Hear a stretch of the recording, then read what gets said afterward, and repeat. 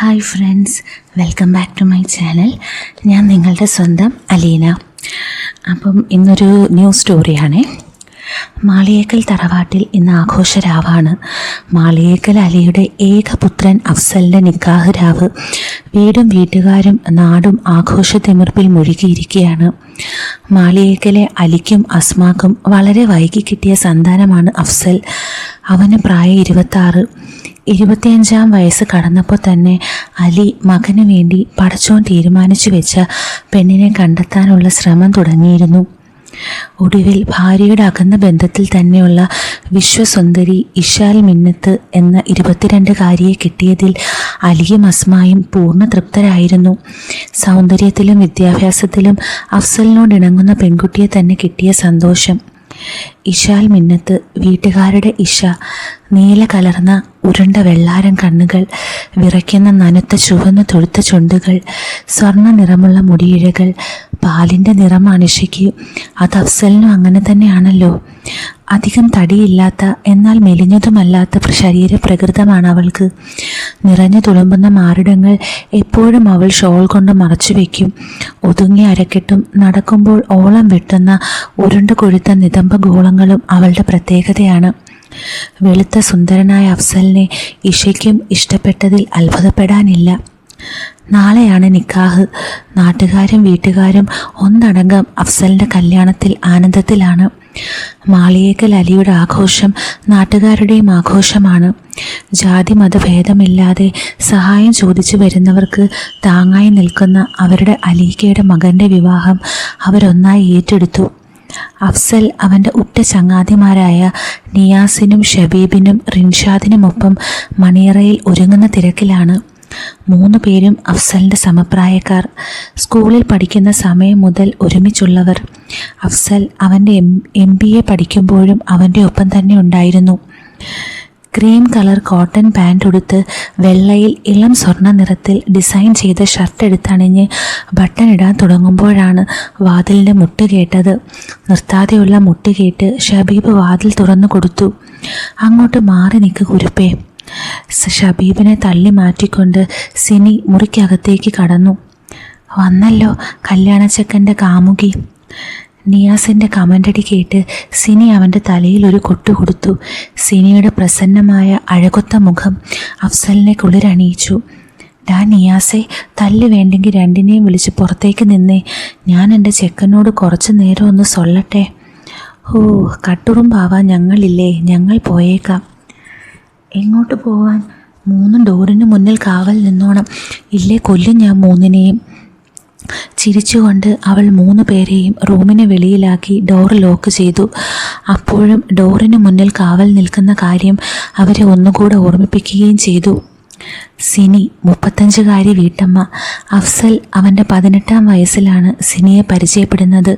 ചുരുണ്ട മുടിയും ഇരുനിറമുള്ള വട്ടമുഖവുമുള്ള സിനിയോട് ആദ്യ കാഴ്ചയിൽ തന്നെ ഒരിഷ്ടം അവൻ്റെ ഉള്ളിൽ പൊട്ടിമുളച്ചിരുന്നു. അല്പം മെലിഞ്ഞ ശരീരമാണ് സിനിക്ക്, എന്നാൽ വേണ്ടതെല്ലാം ഉണ്ട് താനും. 18-ാം വയസ്സിൽ കിട്ടിയ ലൈസൻസിൻ്റെ ബലത്തിൽ അലി അവന് മേടിച്ചു കൊടുത്ത ബുള്ളറ്റാണ് അവരെ തമ്മിൽ അടുപ്പിച്ചത്. ഷോറൂമിലെ ജീവനക്കാരി സിനിയുമായി അവൻ പെട്ടെന്ന് തന്നെ അടുത്തു.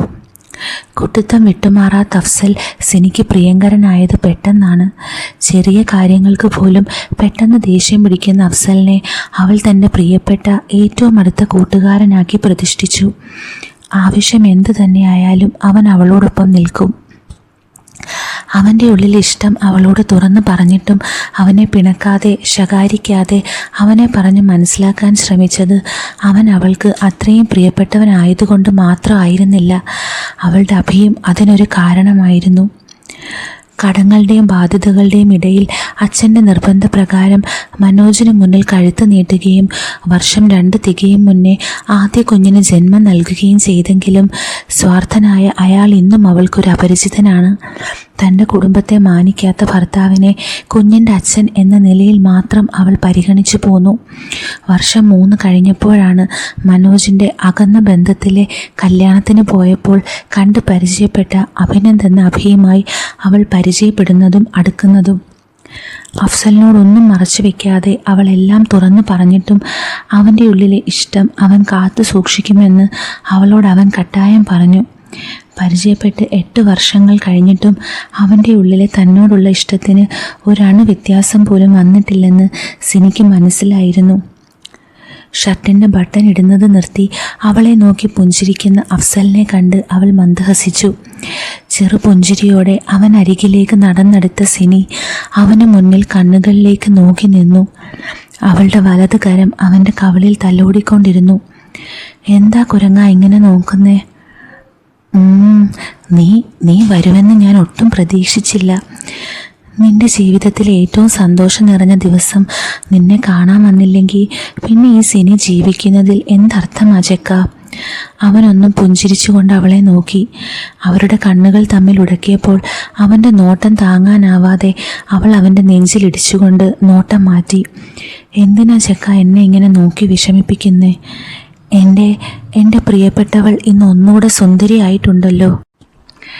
ഇളം പച്ച സാരിയും അതിനൊത്ത ബ്ലൗസും അണിഞ്ഞ് സുന്ദരിയായിരുന്നു സിനി. നെറ്റിയിൽ ചന്ദനക്കുറി അവളെ കൂടുതൽ സുന്ദരിയാക്കി. പിന്നെ സുന്ദരി ആവണ്ടേ? കിളവിയെ സ്നേഹം കൊണ്ട് മൂടുന്ന ചെക്കൻ്റെ കല്യാണമല്ലേ? നീ തന്ന സമ്മാനമല്ലേ?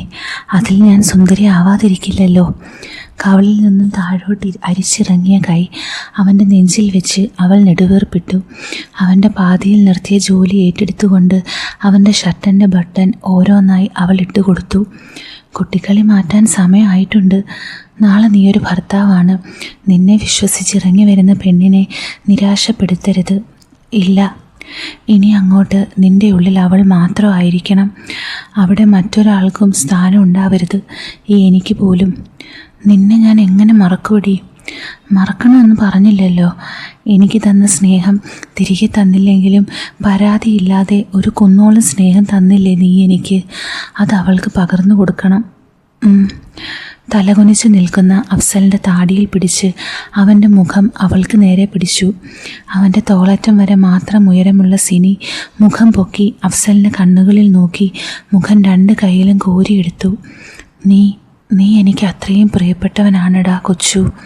ഒരു പക്ഷേ അഭിയെ കാണുന്നതിന് മുന്നേ നിന്നെ ഞാൻ കണ്ടിരുന്നെങ്കിൽ എന്നൊത്തിരി തവണ ഞാൻ ആഗ്രഹിച്ചിട്ടുണ്ട്. സിനിയുടെ നിറഞ്ഞു തുളുമ്പുന്ന കണ്ണുകളിൽ നോക്കി അവൻ്റെ കണ്ണുകളും നിറഞ്ഞിരുന്നു.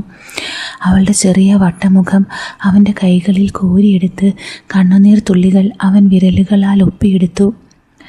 എൻ്റെ ജീവിതം എനിക്ക് നൽകിയ ഏറ്റവും വിലപ്പെട്ട ഭാഗ്യമാണടാ ചെക്ക നീ.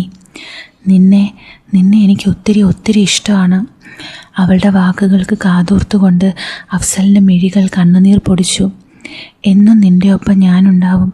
എന്താവശ്യം വന്നാലും വിളിക്കണം. കൂടെ തന്നെ ഉണ്ടാവും. പക്ഷേ അവളൊന്ന് പറഞ്ഞു നിർത്തി അവനെ നോക്കി. വലത് കരം അവൻ്റെ ഇടന്ന് നെഞ്ചിലെ മിടിക്കുന്ന ഹൃദയത്തിന് മേലെ വെച്ചു. അവൻ്റെ ഹൃദയത്തിൻ്റെ മിടിപ്പ് തൊട്ടറിഞ്ഞുകൊണ്ട് അവൾ അവനോട് ചേർന്ന് നിന്നു. പക്ഷേ അത് നിൻ്റെ പെണ്ണിനെ വേദനിപ്പിച്ചുകൊണ്ടാവരുത്. അവൾക്കിഷ്ടമില്ലെങ്കിൽ നീ എന്നോട് സംസാരിക്കരുത്. എന്നോട് ചങ്ങാത്തം കൂടരുത്. അവൾ അറിയാതെ പോലും എന്നോട് കൂട്ടുകൂടരുത്. അവളുടെ വാക്കുകൾ കേട്ട് മൗനം പാലിച്ചിരിക്കുന്ന അഫ്സലിൻ്റെ നെഞ്ചിൽ അവൾ പതിയെ ഇടിച്ചു. കേട്ടോടാ ചെക്ക, ഞാൻ പറഞ്ഞത് മനസ്സിലായോ നിനക്ക്? ബെഡിലേക്കിട്ടിരുന്ന ബാഗ് തുറന്ന് അവൾ ഒരു മോതിരം കയ്യിലെടുത്തു. കൈ നീട്ട് ചെക്ക. അഫ്സൽ പുഞ്ചിരിച്ചുകൊണ്ട് അവൾക്ക് നേരെ അവൻ്റെ മോതിരവിരൽ നീട്ടി. പക്ഷേ അവൾ ആ കയ്യിൽ പിടിച്ച് അവൻ്റെ അകം കൈയിൽ ആ മോതിരം വെച്ചു. ഇത് നിനക്കല്ലടാ പൊട്ട, നിൻ്റെ പെണ്ണിനുള്ള ഗിഫ്റ്റാ. അധികമൊന്നും എന്നെക്കൊണ്ട് പറ്റിയില്ലടാ. നിനക്കറിയാവുന്നതല്ലേ എൻ്റെ കാര്യം. പറഞ്ഞു മുഴുവിപ്പിക്കാൻ സമ്മതിക്കാതെ അഫ്സലിൻ്റെ വിരലുകൾ അവളുടെ ചുണ്ടുകളിൽ പതിഞ്ഞു. അവൾ നൽകിയ മോതിരം അവൻ മുറുകെ പിടിച്ച് അവൾക്കൊരു പുഞ്ചിരി സമ്മാനിച്ചു. എനിക്ക് കിട്ടിയതിലും ഇനി കിട്ടാൻ പോകുന്നതിലും ഏറ്റവും വിലപ്പെട്ട സമ്മാനം ഇതാണ്. ഇത് ഞാൻ അവളെ അണിയിക്കും. അവളോട് ഞാൻ പറയും എനിക്ക് ഏറ്റവും പ്രിയപ്പെട്ട ഒരാൾ തന്നതാണിതെന്ന്. ഞാൻ പോകുവാടാ. ഇനിയും ലേറ്റായ മനോജേട്ടൻ ഇന്നത്തേക്കത് മതിയാകും. അവനെ വിട്ടുമാറി പോകാനായി തിരിഞ്ഞ സിനിയുടെ കയ്യിൽ പിടിച്ചുകൊണ്ട് അഫ്സൽ അവളെ അവൻ്റെ ദേഹത്തേക്ക് വലിച്ചു. അവൻ്റെ നെഞ്ചിൽ അമർന്ന് അവൾ അവനിലേക്ക് ചേർന്ന് നിന്നു. വേണ്ടടാ ചെക്ക, നിൻ്റെ ഷർട്ട് ചുളിയും. അവനെ പിന്തിരിപ്പിക്കാൻ അവളത് പറഞ്ഞെങ്കിലും അവനെ ഒന്ന് വാരിപ്പുണർന്ന് നിൽക്കാൻ അവൾ മതിയായി ആഗ്രഹിച്ചിരുന്നു. അഫ്സലിൻ്റെ കൈകൾ സിനിയുടെ പിറകിൽ അമർന്നു. അവനിലേക്ക് പറ്റിച്ചേർന്ന് നിൽക്കുന്ന സിനിയുടെ കൈകളും അവൻ്റെ പിറകിൽ അമർന്നിരുന്നു. അവളുടെ നെറുകയിൽ നെറ്റിമുട്ടിച്ചുകൊണ്ട് അധരങ്ങളിലേക്ക് അവൻ്റെ നനുത്ത ചുണ്ടുകൾ മുട്ടുമ്പോൾ അവളിലൂടെ ഒരു വിറയൽ കടന്നുപോയത് അവൻ അറിഞ്ഞു. ചുണ്ടുകൾ തമ്മിൽ ഇണചേരുമ്പോൾ ഇരുവരുടെയും കരങ്ങൾ ഒരിക്കലും ഒന്നിനു വേണ്ടിയും പ്രിയതമനെ വിട്ടുകൊടുക്കില്ലെന്ന വാശി പോലെ പരസ്പരം വലിഞ്ഞു മുറുക്കിയിരുന്നു. സിനിയുടെ കണ്ണുകളിൽ നിന്നും കണ്ണുനീർ പൊടിഞ്ഞ് കവളിക്കൂടി അവൻ്റെ ചുണ്ടുകളിലേക്ക് ഒഴുകിയിറങ്ങി. ലവ് യുടാ കൊച്ചു. അഫ്സലിൻ്റെ ദേഹത്തേക്ക് പറ്റിച്ചേർന്ന് അവനെ മുറുക്കെ വാരി പുണർന്ന് കഴുത്തിലേക്ക് മുഖം പൂഴ്ത്തി വെച്ച് സിനി കണ്ണുനീർ പൊഴിച്ചു. വിട്ടേ, ഞാൻ പോട്ടെ, ഇനിയും നിന്നെയും കൂടെ കൊണ്ടുപോകും ഞാൻ. ചിരിച്ചുകൊണ്ട് അവനെ തള്ളി മാറ്റി അവൾ ഡോർ തുറന്നു. നോക്കടാ, അസലൊരു മൊഞ്ചത്തി, അവൻ്റെ കസിനായിരിക്കും. അലിക്കയോട് പറഞ്ഞ് അവളെ എനിക്ക് ആലോചിച്ചാലോ? താഴെ ഹാളിൽ നിന്ന് ആരോടോ സംസാരിക്കുന്ന പെൺകുട്ടിയെ നോക്കി പറഞ്ഞ് ഷബീബിൻ്റെ പുറത്ത് നല്ലൊരടി കിട്ടി സിനിയുടെ വക. ആ വേദന കൊണ്ട് പുളഞ്ഞ ഷബീബ് അവളെ നോക്കി കണ്ണുരുട്ടി. ഇങ്ങനെ നിന്ന് വെള്ളം ഇറക്കാതെ എൻ്റെ ചെക്കൻ്റെ കൂടെ പോയി നിൽക്കടാ നാറികളെ. ഓ ശരി തമ്പ്രാട്ടി, കാമുകനോട് സൊള്ളി മതിയായോ? മതിയായില്ല, പക്ഷേ തൽക്കാലം നിർത്തി. അവനെ ഞാൻ അവൻ്റെ പെണ്ണിന് വിട്ടുകൊടുത്തു. അതും പറഞ്ഞ് അവരെ നോക്കാതെ സ്റ്റെപ്പ് ഇറങ്ങുന്ന സിനിയെ അവർ നോക്കി നിന്നു പോയി. അകത്തേക്ക് കടന്ന മൂവർ സംഘം സിനി കൊടുത്ത മോതിരവും നോക്കി ബെഡിലിരിക്കുന്ന അഫ്സലിനെ കണ്ട് അവൻ്റെ അടുത്തേക്ക് വന്നിരുന്നു. ഡാ, അവൾക്കും എന്നെ ഇഷ്ടമായിരുന്നടാ, പാവം. അതിൻ്റെ അവസ്ഥ കാരണം ഇത്രയും നാൾ മൂടിവെച്ച് നടന്നു. പോട്ടെടാ, അത് വിട്. നാളെ നീ മറ്റൊരു പെണ്ണിന് സ്വന്തമാവാൻ പോവുകയാ. ഇതുവരെ നടന്ന പോലെ ആകരുത്. കൂട്ടത്തിൽ പക്വത കാണിക്കുന്ന റിൻഷാദ് അഫ്സലിനെ ഉപദേശിച്ചു. അറിയാടാ, ഇനി എൻ്റെ ജീവിതം ഇഷയ്ക്ക് വേണ്ടിയാകും, അവൾക്ക് വേണ്ടി മാത്രം. അത് പറയുമ്പോഴും ആ മോതിരം അവൻ്റെ കയ്യിൽ മുറുകെ പിടിച്ചിരുന്നു. ബിസിനസ് രംഗത്ത് മികച്ചു നിൽക്കുന്ന മാളിയേക്കൽ അലിയുടെ മകൻ്റെ കല്യാണത്തിന് രാഷ്ട്രീയക്കാരും ഗവൺമെൻറ് ഉദ്യോഗസ്ഥരും എല്ലാം ഹാജരായിരുന്നു. നിക്കാഹും സൽക്കാരങ്ങളും എല്ലാം കഴിഞ്ഞ് ഇഷ അഫ്സലിൻ്റെ വീട്ടിൽ കാല് വയ്ക്കുമ്പോൾ സമയം 6 മണിയായിരുന്നു. ഇതുപോലൊരു മൊഞ്ചത്തി നമ്മുടെ നാട്ടിൽ എവിടെയില്ല കേട്ടോ. മാളിയേക്കൽ തറവാടിന് ചേർന്ന മരുമോൾ തന്നെ. ഇഷയെ കണ്ടവരും പരിചയപ്പെട്ടവരും ഒന്നടങ്കം പറഞ്ഞു. അതിൽ ഇഷയുടെ സൗന്ദര്യത്തിൽ അസൂയ പൂണ്ട സ്ത്രീകളും ഉൾപ്പെടെ. ഏക മകനായി ജനിച്ച വീട്ടിൽ ഒരാൺകുട്ടിക്ക് സ്വന്തം കല്യാണത്തിന് പോലും സ്വസ്ഥമായി ഇരിക്കാൻ വയ്യാത്ത നാടാണ് കേരളമെങ്കിലും അഫ്സലിനെ ആ പ്രശ്നം ബാധിച്ചതേയില്ല. എല്ലാത്തിനും മേൽനോട്ടം വഹിച്ചുകൊണ്ട് അവൻ്റെ നാട്ടുകാരുണ്ടായിരുന്നു. രാത്രി അല്പം വൈകിയാണ് നിയാസും ഷബീബും അവനെ മണിയറയിലേക്ക് പോകാൻ സമ്മതിച്ചത്. അതും റിൻഷാദിൻ്റെ വഴക്കുകൊണ്ട് മാത്രം. ആശംസകൾ അറിയിച്ച് കൂട്ടുകാർ പിരിഞ്ഞ ശേഷമാണ് അഫ്സലിനെ പിരിമുറുക്കം പിടികൂടിയത്. പെണ്ണ് കാണാൻ പോയ ദിവസം 5 മിനിറ്റ് സംസാരിച്ചതൊഴിച്ചാൽ അവളെപ്പറ്റി അവനൊന്നും അറിയില്ല. മണിയറയുടെ വാതിൽപ്പടികൾ കടക്കുമ്പോൾ അവൻ്റെ ഹൃദയമിടിപ്പ് ക്രമാതീതമായി വർദ്ധിക്കുന്നത് അവൻ അറിഞ്ഞു. മഞ്ഞ ചുരിദാറിൽ അതിസുന്ദരിയായ ഇഷയെ നോക്കി അവൻ പുഞ്ചിരിച്ചു. അവളുടെ അധരങ്ങളിൽ വിരിഞ്ഞ പുഞ്ചിരിക്ക് അവളേക്കാൾ സൗന്ദര്യമുള്ളതായി അവന് തോന്നി. അവനെ കണ്ട് ഇഷ ബെഡിൽ നിന്നും എണീറ്റ് നിന്നു. ഇരിക്കടോ. ബെഡിലേക്ക് കയറിയിരുന്നു കൊണ്ട് അഫ്സൽ ഇഷയുടെ കയ്യിൽ പിടിച്ചു. നാണം കൊണ്ട് തൊടുത്ത മുഖവുമായി അവൾ അഫ്സലിനരികെ ബെഡിലേക്ക് കയറിയിരുന്നു. ഇഷയുടെ സാമീപ്യം അവൻ്റെ ഹൃദയമിടിപ്പിൻ്റെ താളം കൂട്ടുന്നത് അവൻ മനസ്സിലാക്കി. കുറേ നേരമായോ കാത്തിരിക്കാൻ തുടങ്ങിയിട്ട്? അവൾ ഇല്ലെന്നർത്ഥത്തിൽ തലയാട്ടി. ഫ്രണ്ട്സ് വിട്ടില്ല, രക്ഷപ്പെട്ടു പോന്നതാ. അതിനവൾ ഒന്ന് ചിരിക്കുക മാത്രം ചെയ്തു. ഇഷയ്ക്ക് ഇവിടെ ഇഷ്ടമായോ? വാപ്പയും ഉമ്മയും പിന്നെ ഈ വീടും? ഇഷ്ടമായി. എന്നെയോ? അവൾ തലയുയർത്തി അവനെ ഒന്ന് നോക്കി. ഇഷ്ടമായി.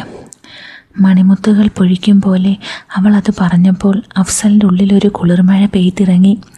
അവൻ്റെ ഇടത് കരം ബെഡിൽ പതിഞ്ഞിരിക്കുന്ന അവളുടെ കയ്യിൽ അമർന്നു. അവൻ്റെ ആദ്യ സ്പർശനം അവളിലൂടെ ഒരു വിറയൽ കടത്തിവിട്ടു. ഇക്ക. അഫ്സലിൻ്റെ തോളിലേക്ക് ചാഞ്ഞ് അവനെ വിളിക്കുമ്പോൾ ഇഷയുടെ ശബ്ദം വിറച്ചിരുന്നു. ഇങ്ങക്കെന്നെ ഇഷ്ടമായോ? ഇഷ്ടമായത് കൊണ്ടല്ലേ പെണ്ണെ നീ ഇപ്പം എൻ്റെ മണിയറയിലിരിക്കുന്നേ. എനിക്ക് ഇങ്ങളെപ്പറ്റി ഒന്നും അറിയില്ല, ഇങ്ങളെ ഇഷ്ടവും ഇഷ്ടക്കേടും ഒന്നും. എനിക്കും തന്നെ പറ്റി ഒന്നും അറിയില്ലടോ. തനിക്ക് എന്താണ് ഇഷ്ടമെന്നോ താൻ എന്താണെന്നോ ഒന്നും അറിയില്ല. അഫ്സലിൻ്റെ തോളിലേക്ക് ചാഞ്ഞു കിടന്ന് തൻ്റെ കരം കവർന്നെടുത്ത അവൻ്റെ കൈകളിൽ പിടിച്ചവൾ അവനെ മൂളിക്കേട്ടു. ടെൻഷനുണ്ടോ തനിക്ക്? കുറച്ച്. എനിക്ക് പക്ഷെ നല്ലോണം ഉണ്ട്. ഇന്ന് മുഴുവൻ നമുക്ക് വല്ലതും ഒക്കെ മിണ്ടിയും പറഞ്ഞു ഇരിക്കാം. നിൻ്റെ ഇഷ്ടങ്ങളും ഇഷ്ടക്കേടുകളും ഒക്കെ പറഞ്ഞു തരണം എനിക്ക്. അതിനു മുമ്പ് തനിക്കൊരു സമ്മാനം തരാനുണ്ട്. ഇഷയെ വിട്ടുമാറിക്കൊണ്ട് അഫ്സൽ ബെഡിൻ്റെ സൈഡ് ബോക്സിൽ വെച്ചിരുന്ന സിനി അവനെ ഏൽപ്പിച്ച മോതിരം കയ്യിലെടുത്ത് അവളെ നോക്കി. ഇഷയുടെ വലത് കൈ പിടിച്ചുകൊണ്ട് അവൻ ആ മോതിരം അവളെ അണിയിച്ചു. ഇതെൻ്റെ സമ്മാനമല്ല, നിനക്ക് തരാൻ വേറൊരാൾ എൻ്റെ കയ്യിൽ തന്നതാ. എനിക്ക് പ്രിയപ്പെട്ട ഒരാൾ.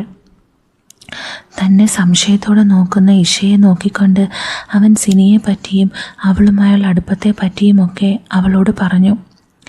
ഇന്നലെ അവൾ വന്നിരുന്നു. ഇത് നിനക്കായി അവൾ മേടിച്ചതാ. അഫ്സൽ കയ്യിൽ അണിയിച്ച മോതിരം നോക്കിക്കൊണ്ടിരിക്കുന്ന ഇഷയെ കണ്ട് അഫ്സലിൻ്റെ ഹൃദയം ശക്തിയിലിടിച്ചുകൊണ്ടിരുന്നു. ഇങ്ങക്കിപ്പോഴും ആ ചേച്ചിയെ ഇഷ്ടമാണോ? എന്നെ വിശ്വസിച്ച് എൻ്റെ കൂടെയുള്ള ജീവിത സ്വപ്നം കണ്ട് ഈ വീട്ടിലേക്ക് കാലെടുത്ത് വെച്ച നിന്നെ മറന്ന് ഇപ്പോഴും അവളെയാണ് ഞാൻ സ്നേഹിക്കുന്നതെങ്കിൽ അതല്ലേ നിന്നോട് ഞാൻ ചെയ്യുന്ന ഏറ്റവും വലിയ തെറ്റും ദ്രോഹവും?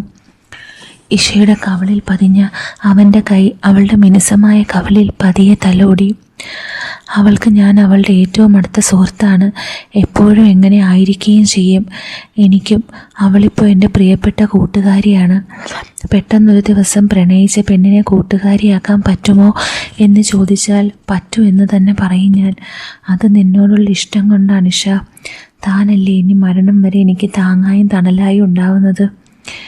ഇഷയുടെ കണ്ണുകൾ അഫ്സലിനെ ഇമ വെട്ടാതെ നോക്കി നിന്നു. ഇഷ, ഇന്നലെ വന്നപ്പോഴും അവൾ പറഞ്ഞത് നിന്നെ കരയിക്കരുത്, നിന്റെ സമ്മതമില്ലാതെ അവളുമായി കൂട്ടുകൂടാനും പാടില്ല എന്നാ. എന്തിനാ കൂട്ടുവിടുന്നേ? എന്നോട് പറഞ്ഞില്ലേ എല്ലാം എന്നോട് മറച്ചു വെച്ച് ആ ചേച്ചിയോട് കൂട്ടുകൂടാൻ പോയില്ലല്ലോ. എനിക്ക് വിശ്വാസാ ഇക്കാൻ്റെ ഭാഗ്യമായിരിക്കും അതുപോലൊരു കൂട്ടുകാരി. ചേച്ചിയോട് സംസാരിക്കുന്നത് എനിക്കിഷ്ടക്കേടില്ല. തൊട്ടരികെ ബെഡിലേക്ക് ചാരിയിരിക്കുന്ന ഇഷയെ പൊക്കിയെടുത്തവൻ അവൻ്റെ മടിയിൽ കാലുകൾക്ക് നടുവിലേക്കിരുത്തി. ഇടതുകാൽ പൊക്കി വലതുകാൽ നീട്ടിയിരിക്കുന്ന അഫ്സലിൻ്റെ നെഞ്ചിലേക്ക് അവൾ ചാഞ്ഞു. അവൻ്റെ മിടിക്കുന്ന ഹൃദയത്തിനോട് ചേർത്ത് തലവെച്ച് കിടക്കുന്ന ഇഷയുടെ നെറുകയിൽ അഫ്സലിൻ്റെ ചുണ്ടുകൾ പതിഞ്ഞപ്പോൾ അവളുടെ കണ്ണുകൾ കൂമ്പി അടഞ്ഞു. അവളുടെ തുടുത്ത ചോരച്ചുണ്ടുകൾ വിറച്ചു. എനിക്ക് പരിചയപ്പെടുത്തി തരുമോ ആ ചേച്ചിയെ? നമുക്ക് പോവാം അവളെ കാണാൻ. അന്ന് രാത്രി മുഴുവൻ അഫ്സലും ഇഷയും പരസ്പരം മനസ്സിലാക്കി.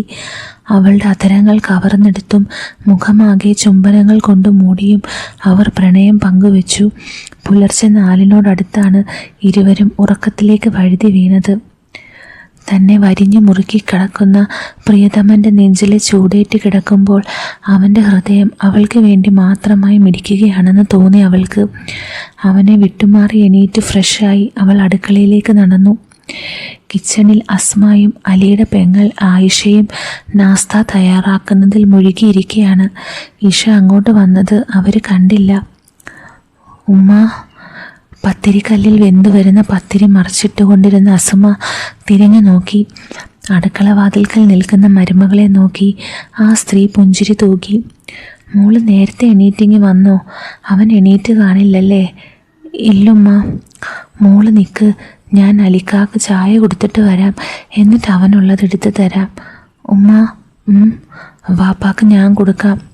നിറഞ്ഞ പുഞ്ചിരിയോടെ അസ്മ ഗ്ലാസ് മരുമകൾക്ക് കൈമാറി. എന്നാ മോള് കൊടുത്തോ, ഇന്നത്തെ ചായ പുതുപ്പെണ്ണിൻ്റെ കൈകൊണ്ടാവട്ടെ. ഉമ്മറത്ത് കസേരയിൽ പത്രവും വായിച്ചിരിക്കുകയാണ് അലി. വാപ്പ. അയാളുടെ പിന്നിൽ വാതിൽപ്പടിയിൽ നിന്ന് അവൾ അയാളെ വിളിച്ചു. പിന്നിലേക്ക് തിരിഞ്ഞു നോക്കി അലി കണ്ടത് കുളിച്ച് സുന്ദരിയായി കയ്യിൽ ഗ്ലാസും പിടിച്ച് നിൽക്കുന്ന മകൻ്റെ പുതുമണവാട്ടിയാണ്. ഇന്നത്തെ ചായ മോളുടെ കൈകൊണ്ടാണോ? പുഞ്ചിരിയോടെ മരുമകൾ നീട്ടിയ ഗ്ലാസ് മേടിച്ചുകൊണ്ട് അയാൾ ചൂടുള്ള ചായ ഊതി കുടിച്ചു. അവൻ എണീറ്റില്ലേ? ഇല്ല. മോൾക്ക് ഇവിടെ ഇഷ്ടമായോ? ഇഷ്ടമായി. അവൻ ആളിച്ചിരി അലമ്പ, ഒന്നിനും ഒരു അടുക്കും ശ്രദ്ധയും കാണില്ല. മോള് വേണം അവനെ ശ്രദ്ധിക്കാൻ. ഞാൻ നോക്കിക്കോളാം വാപ്പ. വീണ്ടും പത്രത്തിലേക്ക് കണ്ണു നട്ട അലിയോട് സമ്മതം വാങ്ങി അവൾ അടുക്കളയിലേക്ക് നടന്നു. ആനയുടെ കയ്യിൽ നിന്നും അഫ്സലിനുള്ള ചായ മേടിച്ച് അവൾ മുകൾ നിലയിലെ അവരുടെ മണിയറയുടെ വാതിൽപ്പടി കടന്ന് അകത്ത് കയറി. അരവരെ പുതപ്പ് പുതച്ച് കമിഴ്ന്ന് കിടക്കുന്ന അഫ്സലിൻ്റെ ചാരി ഇരുന്ന് അവൾ ഗ്ലാസ് ടേബിളിൽ വെച്ചു. ഇക്ക, എണീക്കുന്നില്ലേ ഇക്ക? അഫ്സലിനെ തട്ടി വിളിക്കുമ്പോൾ അവളുടെ ഉള്ളിൽ തുടിച്ചുകൊണ്ടിരുന്നു. രാത്രി നേരം പുലരുവോളം അവളെ ഉമ്മകൾ കൊണ്ട് മൂടിയ അഫ്സലിൻ്റെ മുടിയിഴകളിൽ വിരൽ കോർത്ത് തടവിക്കൊണ്ടിരുന്നു. ഉറക്കമിട്ട് കണ്ണു തുറന്ന അഫ്സൽ തൻ്റെ മുടിയിൽ തലോടിക്കൊണ്ടിരിക്കുന്ന ഇഷയുടെ കയ്യിൽ പിടിച്ച് അവൻ്റെ മേലേക്ക് വലിച്ചിട്ടു. ഇക്ക, കളിക്കല്ലേ, ഡോർ അടച്ചിട്ടില്ല. ഇങ്ങോട്ടാരും വരില്ല പെണ്ണെ, നീ ഇവിടെ കിടക്ക്. അഫ്സൽ നൽകിയ ധൈര്യത്തിൽ അവൾ അവൻ്റെ നെഞ്ചിലേക്ക് തല ചായച്ച് കിടന്നു. ഇഷയെ മുറുകെ പുണർന്നുകൊണ്ട് അഫ്സൽ അവളുടെ നെറുകയിൽ ചുടുചുംബനം നൽകി. അവളിൽ നിന്നൊരു നേർത്ത കുറുകലുയർന്നു. എണീക്കുന്നില്ലേ? ഇല്ല, ഇന്ന് മുഴുവൻ ഇങ്ങനെ കിടക്കാനാണ് എൻ്റെ തീരുമാനം. അയ്യടാ, എണീറ്റ് പോയി പല്ലൊക്കെ തേച്ച് കുളിച്ച് വന്നേ. ഉമ്മയും ഐഷാത്തയും ഭക്ഷണം റെഡിയാക്കുന്നുണ്ട്. കുളിയോ? ഇത്ര നേരത്തെയോ? അതൊന്നും എനിക്ക് ശീലമില്ല മോളെ. അതെനിക്ക് മനസ്സിലായി. വാപ്പാക്ക് ചായ കൊടുത്തപ്പോൾ പറഞ്ഞു ആൾ ഇച്ചിരി അലമ്പാണെന്ന്. അതൊക്കെ ഞാൻ നേരെ ആക്കിക്കോളാന്ന് വാക്ക് കൊടുത്തതാ. വെറുതെ എന്നെ നാണം കെടുത്താതെ പോയി കുളിച്ചേ. പടച്ചോനെ, ഇവൾ എന്നെയും കൊണ്ടേ പോവുമെന്നാ തോന്നുന്നേ. ബെഡിൽ നിന്ന് വലിച്ചെണീപ്പിച്ച് ഇഷ അവനെ ബാത്റൂമിലേക്ക് തള്ളിവിടുമ്പോൾ അവൻ സ്വയം എന്നോണം പറഞ്ഞ് നെടുവേർപ്പിട്ടു. ദേ, ചായ ടേബിളിലുണ്ട്, അതും കുടിച്ച് നല്ല മോനായി താഴേക്ക് വന്നാൽ ഭക്ഷണം കഴിക്കാം. Yes madam. അവളെ കളിയാക്കിക്കൊണ്ട് അവനത് പറഞ്ഞപ്പോൾ അവൾ അവനെ നോക്കി കൊഞ്ഞനം കുത്തിക്കൊണ്ട് മുറി വിട്ട് പുറത്തേക്കിറങ്ങി. അന്ന് പകൽ മുഴുവൻ അഫ്സൽ വീട്ടിൽ തന്നെയായിരുന്നു. അലിയുടെ കൂടെ കല്യാണത്തിൻ്റെ കണക്കുകൾ നോക്കിയും കൊടുത്തു തീർക്കാനുള്ളവരെ വിളിച്ചു വരുത്തി അവർക്കുള്ളത് കൊടുത്തയച്ചും അന്നത്തെ ദിവസം തള്ളി നീക്കി. അതിനിടയിൽ ഇഷയെ അവന് അടുത്ത് കിട്ടിയതേയില്ല. അസ്മായും ആയിഷായും അവളോടൊപ്പം തന്നെ ഉണ്ടായിരുന്നു. എങ്കിലും അവരുടെ കണ്ണുകൾ തമ്മിൽ പലപ്പോഴും കഥകൾ പറഞ്ഞുകൊണ്ടിരുന്നു. രാത്രി അത്താഴം കഴിഞ്ഞ് റൂമിൽ ഇഷയെയും കാത്തിരിക്കുന്ന സമയം അവൻ സിനിക്ക് മെസ്സേജ് അയച്ചു. അവളുടെ സമ്മാനം ഇഷയ്ക്ക് നൽകിയതും സിനിയെപ്പറ്റി അവളോട് പറഞ്ഞതുമൊക്കെ അവളോട് അവൻ സന്തോഷത്തോടെ പറഞ്ഞു. അവളെ വിട്ടുകളയരുത്, നിന്നെ മനസ്സിലാക്കുന്ന പെണ്ണ അവളെ കരയിച്ച കൊല്ലും നിന്നെ, കേട്ടോടാ. ആരോടാ മാഷ ഈ സൊള്ളുന്നേ? അതും ചോദിച്ചുകൊണ്ട് ഡോറ് ലോക്ക് ചെയ്ത് അവൻ്റെ അരികിലേക്ക് ഇരുന്ന ഇഷയ്ക്ക് അവൻ സിനിയുടെ മെസ്സേജ് കാണിച്ചു. കണ്ടോ, എന്നെ കരയിച്ചാൽ ചോദിക്കാനും പറയാനും ആളുണ്ട്, ജാഗ്രതയും. പെട്ടെന്ന് അവൻ ഇഷയുടെ കൈകളിൽ പിടിച്ച് അവൻ്റെ ദേഹത്തേക്ക് വലിച്ചിട്ടു. അവളുടെ പതുപതുത്ത വയറിൽ അവൻ്റെ കരങ്ങൾ അമർന്നു.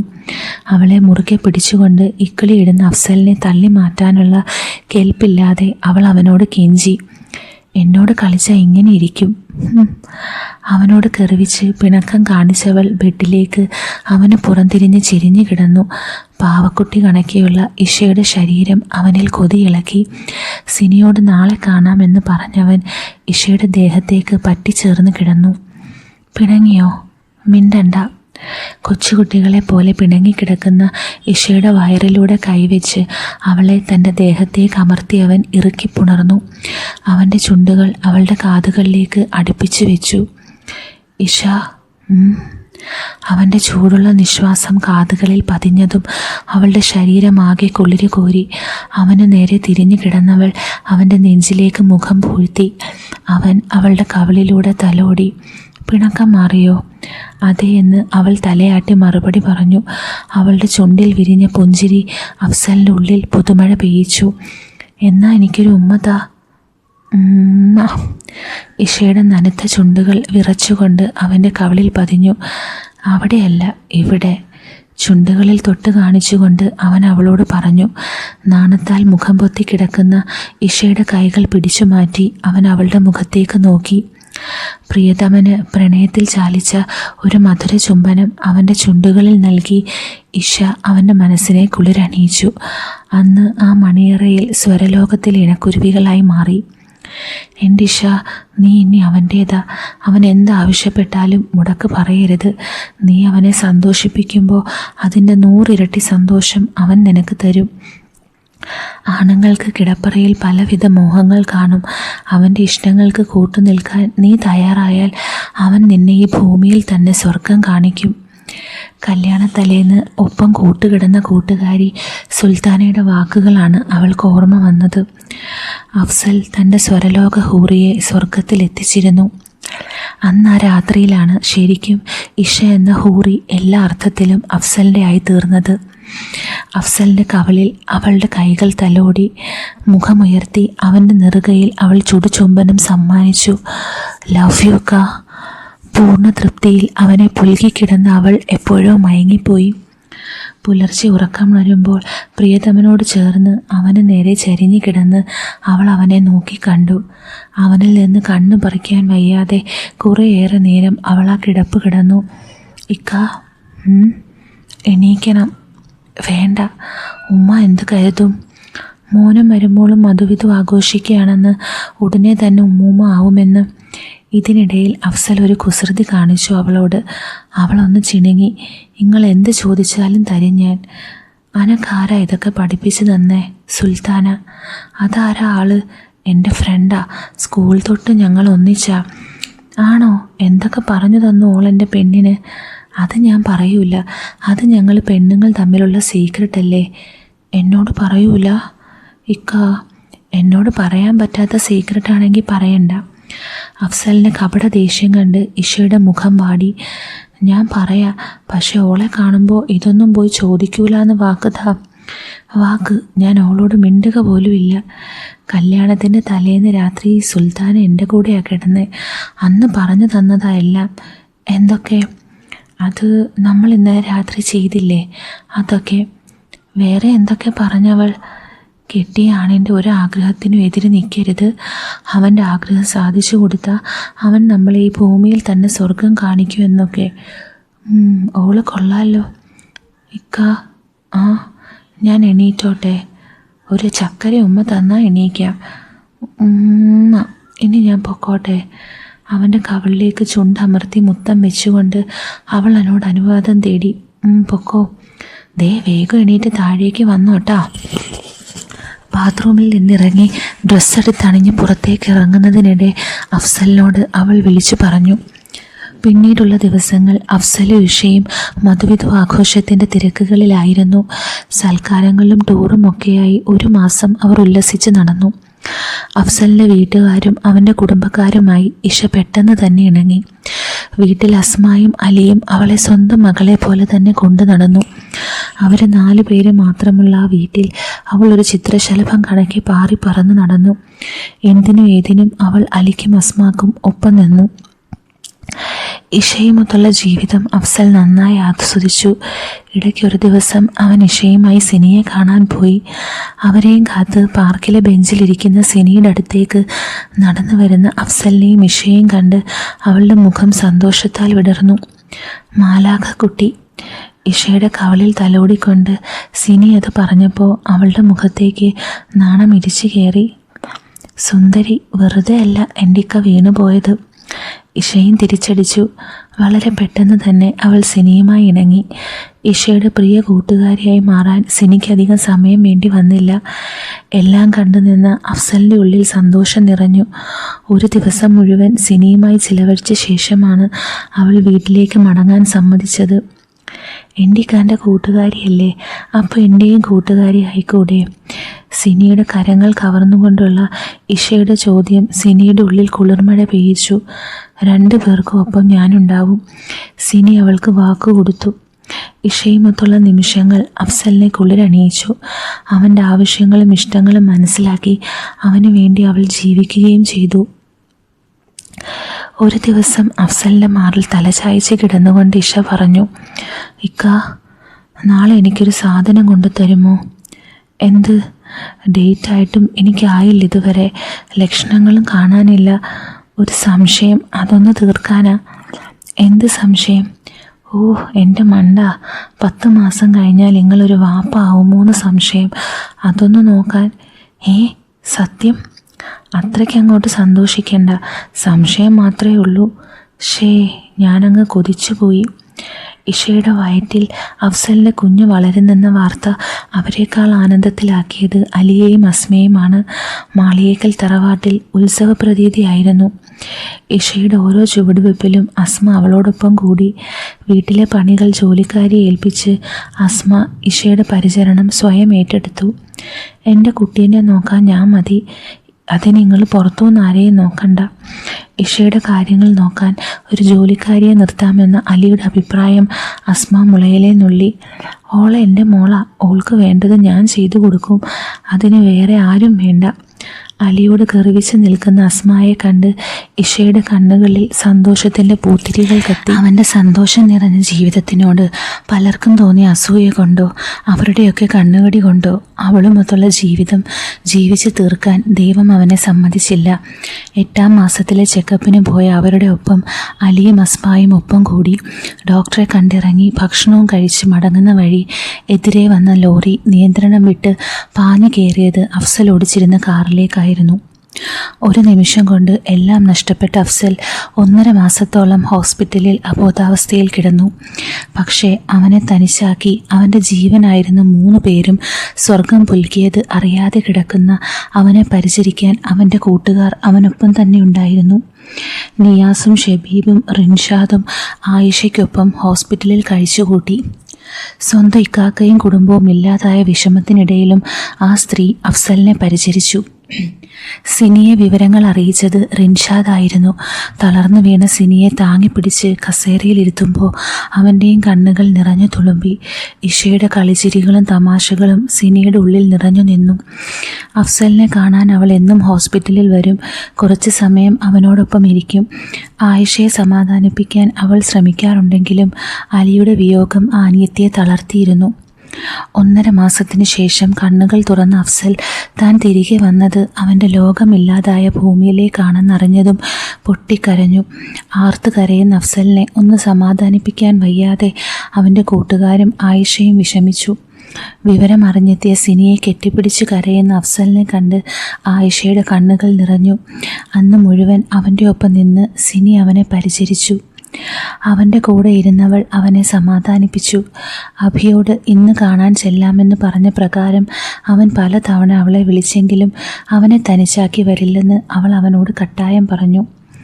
എന്നാ നീ അവനെയും കെട്ടിപ്പിടിച്ച് അവിടെ ഇരുന്നോ, ഞാൻ എൻ്റെ വഴിക്ക് പോവുകയാ, ഇനി എന്നെ വിളിക്കണ്ട. ദേഷ്യത്തിൽ ഫോൺ വെച്ച് അഭിയുടെ പിണക്കം മാറ്റാനുള്ള മാനസികാവസ്ഥയിലായിരുന്നില്ല അവൾ. മറ്റെന്തിനേക്കാളും അഫ്സലിൻ്റെ സങ്കടത്തിൽ കൂടെ ഇരിക്കാനായിരുന്നു അവൾക്കിഷ്ടം. ഇഷയുടെ വിയോഗം അവനെ പാടെ തളർത്തിയിരുന്നു.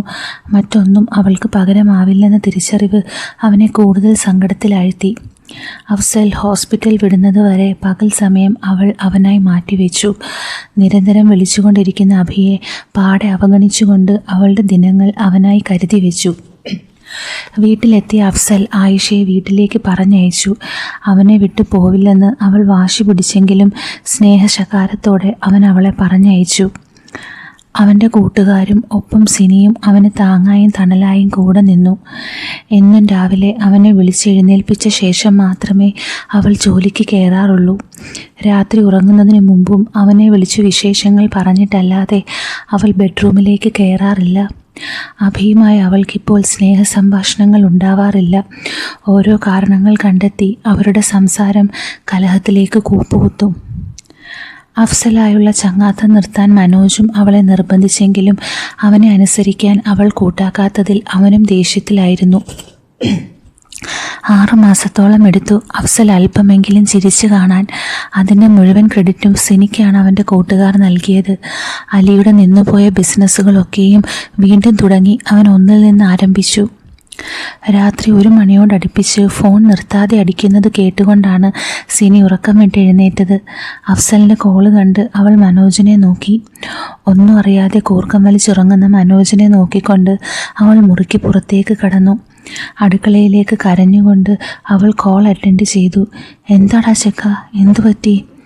അവളുടെ ശബ്ദത്തിൽ അവനെ പറ്റിയുള്ള ആദ്യം നിറഞ്ഞു നിന്നിരുന്നു. ഒന്നുമില്ല, എന്തോ കിടന്നപ്പോൾ അവരെയൊക്കെ ഓർമ്മ വന്നടി. ഒറ്റയ്ക്കായി പോയെന്ന് തോന്നുമ്പോൾ ഒരു പേടി. അവൻ്റെ ശബ്ദത്തിൽ ഇടർച്ച സിനിയെ വിഷമത്തിലാഴ്ത്തി. അവളുടെ കണ്ണുകൾ നിറഞ്ഞു തുളുമ്പി. ദേ ചെക്ക, നീ എൻ്റെ കയ്യിൽ നിന്ന് മേടിക്കും. ഏയ് ഒന്നുമില്ലടി, നീ ഉറങ്ങിക്കോ. പാതിരാത്രി ഫോണിൽ സംസാരിക്കുന്ന കണ്ട് മനോജിൻ്റെ BP കൂട്ടണ്ട. അങ്ങനെ ഞാൻ ഇപ്പോൾ ഉറങ്ങുന്നില്ല. നീ എന്താ പറഞ്ഞേ? നീ തനിച്ചാന്നോ? അപ്പോൾ ഞാൻ നിൻ്റെ ഒപ്പം ഇല്ലേടാ. നീ ഒരുത്തി ഉള്ളത് കൊണ്ടാണ് സ്വയം മുടങ്ങാതെ ഞാനിങ്ങനെ ജീവിക്കുന്നത്. നീയും കൂടെ ഇല്ലായിരുന്നെങ്കിൽ ഞാൻ അവർക്ക് കൂട്ടായി ഞാനും പോയേനെ. ഈശ്വര, ഇവനിതെന്തൊക്കെയാ പറയുന്നേ? ഒന്നുമില്ല കൊച്ചേ, ഞാൻ ഉറങ്ങാൻ പോവാ. നീ ഉറങ്ങിക്കോ. ഡാ, നീ ഇങ്ങോട്ട് വരുവോ ഇപ്പോൾ? ഈ നട്ടപ്പാതിരായ്ക്കോ? കെട്ടിയോൻ കണ്ടാൽ നിന്നെ ഇറക്കി വിടും. അതൊന്നും എനിക്കറിയില്ല. നീ ഇങ്ങനെയൊക്കെ പറഞ്ഞിട്ട് ഞാൻ എങ്ങനെയാ തെണ്ടി സമാധാനത്തോടെ ഉറങ്ങുന്നത്? എനിക്കിപ്പോൾ നിന്നെ കാണണം. അവളുടെ സ്വരത്തിലെ നിശ്ചയദാർഢ്യം മനസ്സിലാക്കി അവൻ ചോദിച്ചു, നിർബന്ധമാണോ? നിർബന്ധ. എന്നാൽ ഞാൻ വരാം. എത്തിയിട്ട് വിളിക്ക്. അവൻ്റെ വിളിക്കായി കാത്ത് അടുക്കളയിലെ ചുമരിനോട് ചാരി നിൽക്കുന്ന ഓരോ നിമിഷവും അവളുടെ ഉള്ളിൽ തീയായിരുന്നു. നീ എത്തിയോ? പിറകിലേക്ക് വാ, ഞാൻ അടുക്കള വഴി വരാം. ഒറ്റ ശ്വാസത്തിൽ പറഞ്ഞുകൊണ്ട് അവൾ ശബ്ദമുണ്ടാക്കാതെ അടുക്കളവാതിൽ തുറന്ന് പുറത്തേക്കിറങ്ങി വാതിൽ പുറത്തു നിന്നും ലോക്ക് ചെയ്തു. ഇരുട്ടിൽ അടുക്കളയ്ക്ക് പുറത്ത് ചിരിയോടെ നിൽക്കുന്ന അഫ്സലിൻ്റെ കയ്യിൽ പിടിച്ച് അല്പം മാറിയുള്ള അലക്ക് കല്ലിനടുത്തേക്ക് നടന്നു. എന്താടാ കൊച്ചു, എന്താ പറ്റിയ നിനക്ക്? അവനോട് ചേർന്ന് നിന്ന് അവൻ്റെ കവിളിൽ തലോടിക്കൊണ്ട് അവൾ നിറ കണ്ണുകളോടെ അവനോട് ചോദിച്ചു. അത് ശരി, എന്നെ ഇപ്പോൾ കാണണമെന്നും പറഞ്ഞ് എന്നെ ഇങ്ങോട്ട് വിളിച്ചിട്ട് എനിക്ക് എന്താ പറ്റിയെന്നോ? ഈ ചോദ്യം ഞാനല്ലേ നിന്നോട് ചോദിക്കേണ്ടത്? നീ വിളിച്ച് ഓരോന്ന് പറഞ്ഞ് മനുഷ്യനെ വിഷമിപ്പിച്ചിട്ട് നിന്ന് ചിരിക്കുന്നോ? ഇരിക്കിങ്ങോട്ട്. നിലത്ത് മണ്ണിലേക്ക് ചന്തി ഉറപ്പിച്ച് അലക്കുകല്ലിലേക്ക് ചാരിയിരുന്ന് അവൾ അഫ്സലിൻ്റെ കയ്യിൽ പിടിച്ചു അവളുടെ ഒപ്പം ഇരുത്തി. കാലുകൾ നീട്ടിയിരിക്കുന്ന സിനിയുടെ ചാരെ അവളോട് ചേർന്ന് അവനും ഇരുന്നു. രണ്ട് കൈയിലുമായി അഫ്സലിൻ്റെ കൈ ചേർത്ത് പിടിച്ച് അവൾ അഫ്സലിൻ്റെ തോളിലേക്ക് തല ചായച്ചു. എന്തിനാ ചെക്ക ഓരോന്ന് പറഞ്ഞ് എന്നെ വിഷമിപ്പിക്കുന്നേ? തനിച്ച് ആ വീട്ടിലിരിക്കുമ്പോൾ എന്തോ ഒരു പേടിയാടി. പിന്നെ എന്തിനാ ഐഷാത്താനെ വീട്ടിലേക്ക് പറഞ്ഞയച്ചേ? എത്രയെന്ന് വെച്ചിട്ട് ആ പാവം എനിക്ക് വേണ്ടി കഷ്ടപ്പെടുന്നേ? അവർക്കും ഇല്ലേ ഒരു കുടുംബം? ഓരോ ന്യായങ്ങളും പറഞ്ഞ് എല്ലാവരെയും പറഞ്ഞു വിട്ടിട്ട് ഞാൻ തനിച്ചാ എന്നും പറഞ്ഞ് നടക്കും. നല്ല അടി കിട്ടാത്തതിൻ്റെ കുറവാണ് നിനക്ക്. അത് വിടടി. അഭി എന്തു പറയുന്നു? എന്തു പറയാൻ? ഇപ്പോൾ വിളിക്കുന്നത് തന്നെ തല്ലുണ്ടാക്കാനാ. അതുകൊണ്ടിപ്പോൾ ഞാനും വലിയ മൈൻഡ് കൊടുക്കാറില്ല. തല്ലുണ്ടാക്കാൻ നീയും ഒട്ടും മോശമല്ലല്ലോ. ഇളിച്ച ചിരിയോടെ അവൾ അവൻ്റെ കയ്യിലെ മസിലിൽ കൈകൾ കോർത്ത് പിടിച്ചുകൊണ്ട് ചുമലിലേക്ക് ഒന്നൂടെ മുഖം അമർത്തി. നിന്നെ കാണരുത്, നിന്നെ വിളിക്കരുത്, നിന്നോട് മിണ്ടരുത്, നിന്നോട് ഫ്രണ്ട്ഷിപ്പ് പാടില്ല എന്നൊക്കെ പറയുമ്പോൾ തല്ലുണ്ടാക്കാതെ എങ്ങനെയാ? എനിക്ക് നിന്നോളം വരില്ല ഒരു അഭിയും ഗുബിയും. കെട്ടിയോൻ പറഞ്ഞിട്ടനുസരിച്ചില്ല, പിന്നല്ലേ അവൻ. അതെന്താടി നിനക്ക് കെട്ടിയോനെ അനുസരിച്ചേനെ. എന്നെ ഒരു മനുഷ്യ സ്ത്രീ ആയെങ്കിലും പരിഗണിക്കുന്ന ഒരുത്തനായിരുന്നെങ്കിൽ അയാളുടെ ഭാര്യയല്ലേ ഞാൻ. കിടപ്പറയിൽ എന്നെ സ്വർഗം കാണിക്കണമെന്നൊന്നും ഞാൻ പറയുന്നില്ല. ഒരു പരിഗണന തന്നൂടെ? എന്നോടും മോളോടും കുറച്ച് സ്നേഹം കാണിച്ചൂടെ? എന്തിനാടി എല്ലാവരെയും വെറുപ്പിച്ച് എന്നെ ഇങ്ങനെ ചേർത്ത് പിടിച്ചിരിക്കുന്നേ? അവർക്കൊക്കെ വേറെയും ആളുകളില്ലേടാ. നിനക്ക് ഞാൻ മാത്രമല്ലേ ഉള്ളൂ. അഭിയുടെ പ്രശ്നം നീയല്ലടാ, ഞാനാ. കൂടെ ജോലി ചെയ്യുന്ന സുന്ദരി കൊച്ചിനെ കിട്ടിയിട്ടുണ്ട്. അപ്പോൾ ഈ കിളവിയെ ഒഴിവാക്കാൻ ഒരു കാരണം വേണ്ടേ? സിനിയുടെ നെറുകയിൽ അഫ്സലിൻ്റെ ചുണ്ടുകൾ അമർന്നു. അവൻ നൽകിയ മുത്തം അവളുടെ ഹൃദയത്തിലായിരുന്നു പതിച്ചത്. നിറപുഞ്ചിരിയോടെ അവൾ അവൻ്റെ നെഞ്ചിലേക്ക് ചാഞ്ഞു. നിനക്ക് ഞാനില്ലേടി? നീ ഒപ്പം ഉണ്ടെന്നൊരൊറ്റ ഉറപ്പിലാണ് ഞാൻ പിടിച്ചു നിൽക്കുന്നത്. നീയും ഇല്ലായിരുന്നെങ്കിൽ ഞാനും. അവനെ മുഴുമിപ്പിക്കാൻ സമ്മതിക്കാതെ സിനിയുടെ നനുത്ത ചുണ്ടുകൾ അവൻ്റെ ചുണ്ടുകളെ വരുതിയിലാക്കി അവനെ മുറുകെ കെട്ടിപ്പിടിച്ചു നിന്നു. അവളുടെ പെട്ടെന്നുള്ള പ്രവൃത്തിയിൽ അവനൊന്ന് പകച്ചെങ്കിലും നിമിഷങ്ങൾക്കുള്ളിൽ അവനും അവളോട് പ്രതികരിച്ചു തുടങ്ങി. വന്യമായ ആവേശത്തോടെ ഇരുവരും പരസ്പരം റൊമാൻസിൽ ഏർപ്പെട്ടു.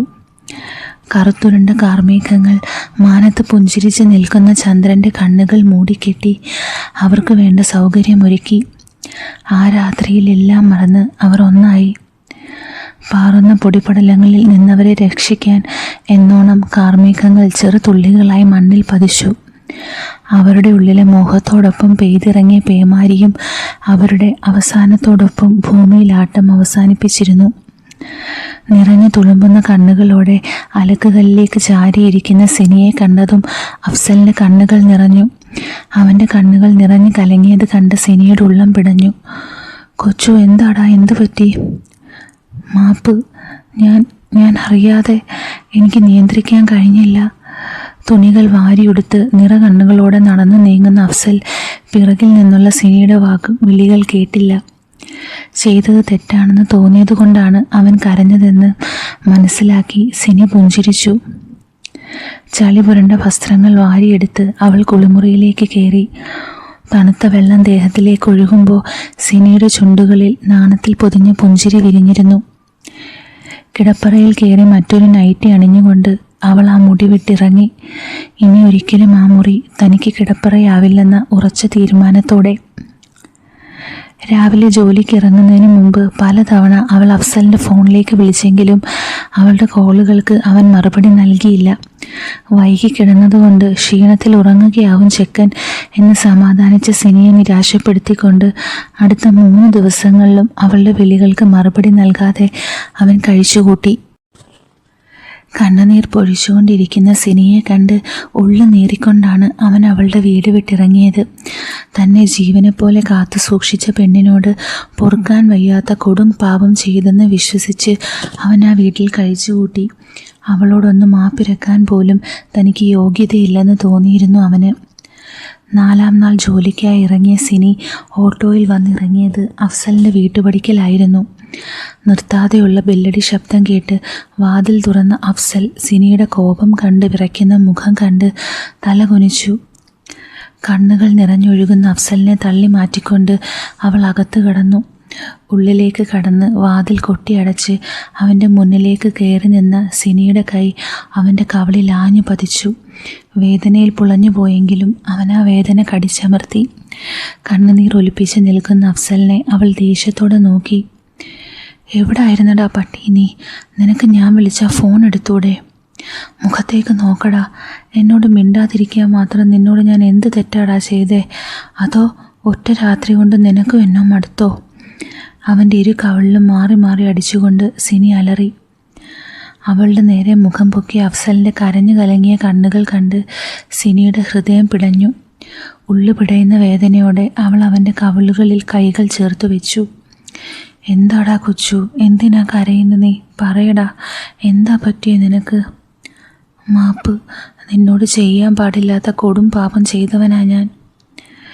കരയുന്ന അഫ്സലിനെ തോളിൽ പിടിച്ച് അവൾ എഴുന്നേൽപ്പിച്ചു. സോഫയിലേക്ക് അവനെ ഇരുത്തിക്കൊണ്ട് അവൻ്റെ കാലുകൾക്ക് നടുവിലേക്ക് കയറി നിലത്ത് കാൽമുട്ടുകൾ ഉറപ്പിച്ച് അവളും നിന്നു. കവിളുകളിൽ പടർന്ന കണ്ണുനീർ തുള്ളികൾ വിരലുകളിലാൽ ഒപ്പിയെടുത്ത് അവൾ അവൻ്റെ നെറ്റിയിൽ മുത്തം വെച്ചു. നീ തെറ്റ് ചെയ്തെന്ന് ഞാൻ പറഞ്ഞോ ചെക്ക? നിന്റെ കണ്ണുനീർ അതെന്നോട് വിളിച്ചു പറയുന്നുണ്ടായിരുന്നു. എൻ്റെ പോത്തെ, എൻ്റെ കണ്ണുകൾ നിറഞ്ഞത് സങ്കടം കൊണ്ടല്ല, സന്തോഷം കൊണ്ടാ. താഴ്ന്നിരിക്കുന്ന അവൻ്റെ മുഖം കൈകളിൽ കോരി പൊക്കി പിടിച്ചവൾ അവനെ നോക്കി പുഞ്ചിരിച്ചു. എൻ്റെ ഉള്ളിൽ സന്തോഷമായിരുന്നടാ കൊച്ചു. ഞാൻ നിൻ്റേതായ നിമിഷത്തെ ഓർത്തുള്ള ആനന്ദം. ഞാനും കൂടെ സമ്മതിച്ചിട്ടല്ലേ, നീ എന്നെ ബലമായി ചെയ്തതൊന്നും അല്ലല്ലോ.